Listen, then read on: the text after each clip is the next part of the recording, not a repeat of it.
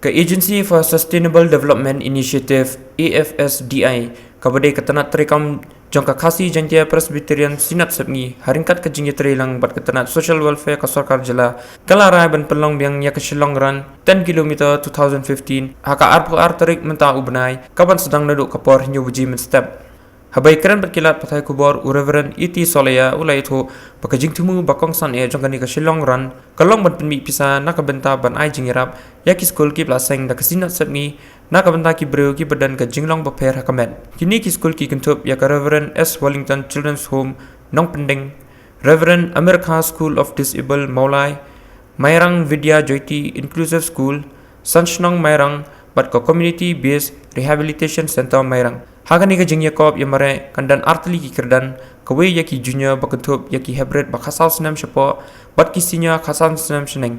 Hagan ni ke sengi na kaliang unong ai boit barang ba ke sarkar jela u Dr. Didi Lepang unlong ukongsan. Dia kemudian pulang dari Selangor baru sedang masa kawai, dah kerana lai sah sang ini ketika sin kebak sang yang lagi pulang mereka Selangor. Dia kemudian dari Selangor dan mutasnya beri kalau lucu itu dia suatu yang awareness wili nanti diberi dan perjuangan department yang awareness on disabilities issues. Maka team jono ron dausnya berlong, ron with different abilities.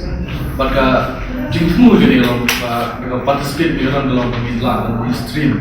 Jadi real dan jono sangat society.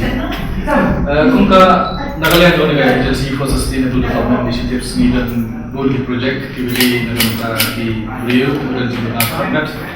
Ilan school antara disabled yang maulai bagi orang American School for Disabled antara ilan communities based rehabilitation center for Mairang dan ilan sebagai Mairang Media Inclusive School Assumption